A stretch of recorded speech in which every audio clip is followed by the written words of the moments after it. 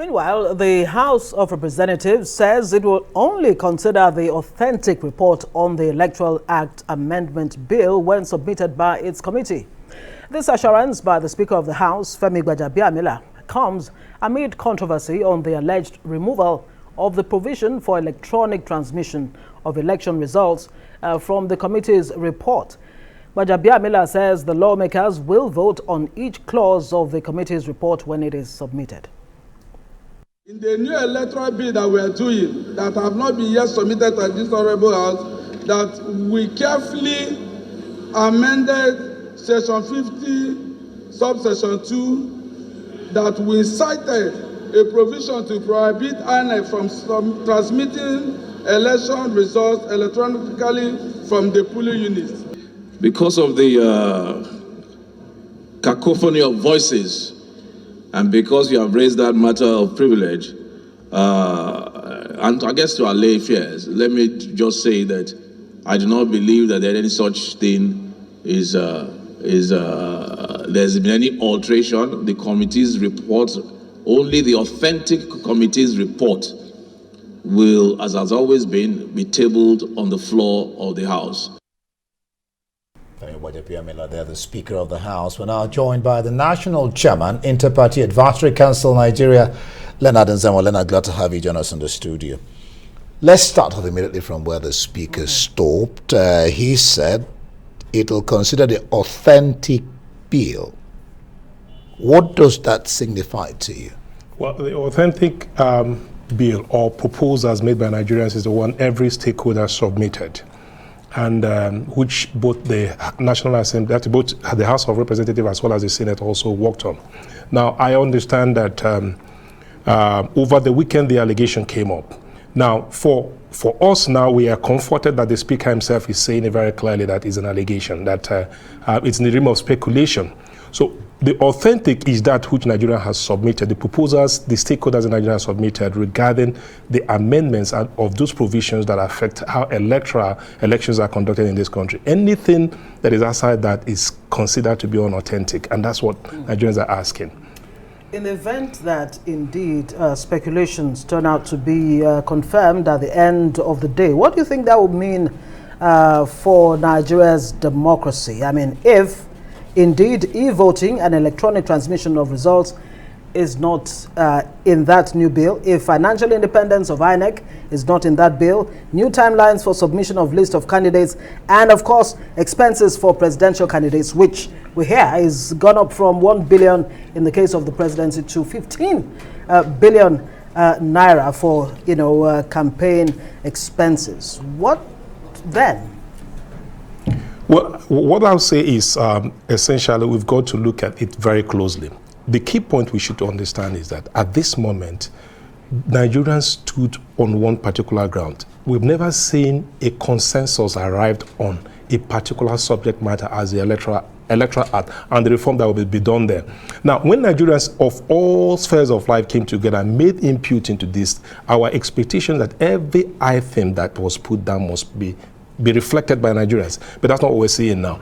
Now, we have a tradition in this country when allegations come up, when issues come up, you find the authority or the government or those representing the government coming out to say that this is just mere in the realm of the speculation.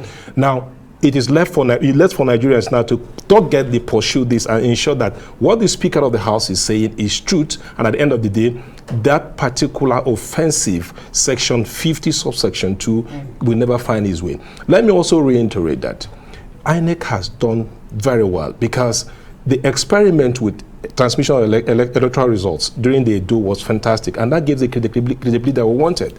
It also tried that in Ondo State, and it came out very clear. Now, how would you start to begin to think about doing or expunging this all-important section of all the proposal Nigerians have brought? We should be shameful to say at this point, when great countries are deepening technology in elections, we are trying to get it back. It's going to look like one step forward, the many step backward. It is not good at all.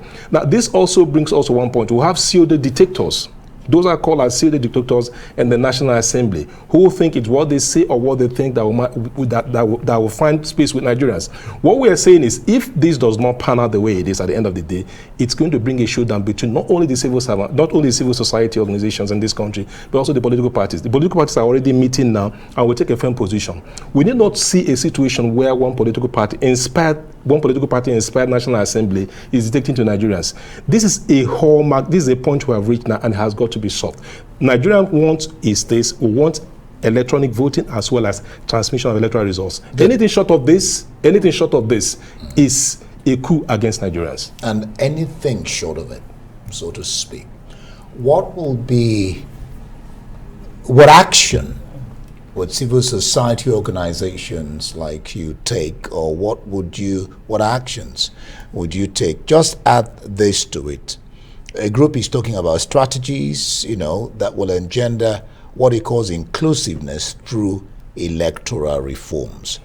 What particular strategies are we talking about here? And what are the electoral reforms anywhere aside just the transmission of election results? What we want is this: everything is on a gradual process. What I have seen the Independent and Electoral do in the last few months is to continue to introduce some reform, introduce it in a bit, piece by bit. Now, if at the end of the day, this obnoxious section is inserted into the electoral bill, the first thing, I'm not going to preempt the council. Yeah, well, the speaker has said there's no alteration. Yes, I'm not going. Why we're a little bit uncomfortable is that because over the years we've seen situations where high-ranking officials of institutions in this country will come on to say that this is not true or this does not happen. At the end of the day, you find out actually that's exactly what happened. So we are taking his statement with a pinch of salt, but we're also watching as things unfold. Now, in the event that this particular section is inserted as being, alleged, at the end of the day, what we do basically is we might take some options, and those options might even lead to a completely boycotting election in this country. There are other steps we are going to take, but the thing is, I'm not going to preempt the council. I'm not going to preempt the council at this stage. The council is meeting. There are strategies we are going to adopt alongside with civil society in this country. That's the Inter-Party Advisory Council, the body of political parties in Nigeria. So I'm not saying that is one end of the strategy we are going to adopt, but the council is also meeting in this respect. We are going to follow other steps we're going to take to make sure that we bring these sets of members of the National Assembly back to book. We might also move for recall. There are a lot of things we do. It's not something we're going to talk about in the studio here. But the point we are just sending a warning across every person. Let us respect the wishes of Nigerians. Those proposals are the proposals which Nigerians have put forward, and they must be respected and they must be coded in our electoral bill. As part of the Inter-Party Advisory Council, IPAC, and of course AAC chairman, are you able to, for the benefit of our viewers, narrow it down to those key areas that you want to see in the electoral bill?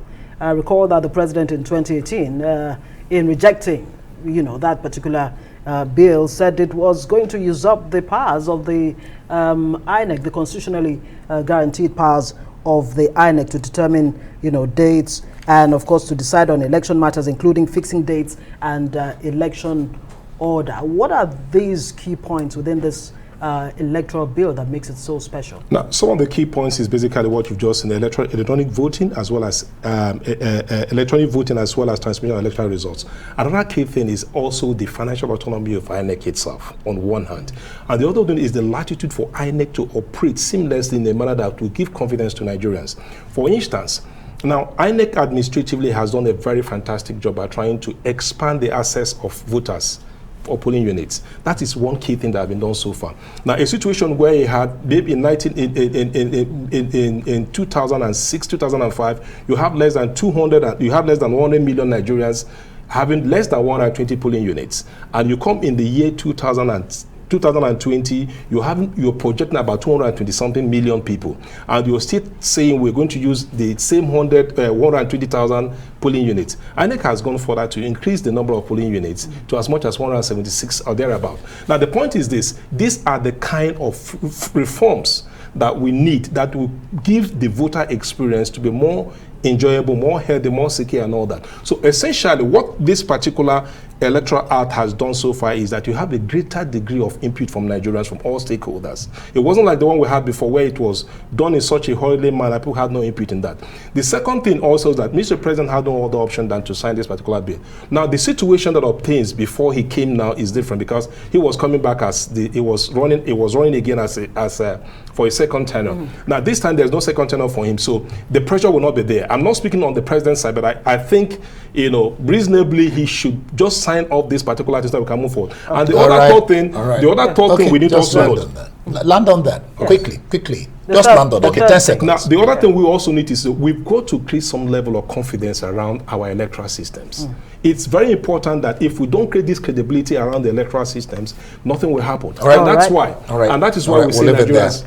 Well, Leonard, thank you so much for being on the program.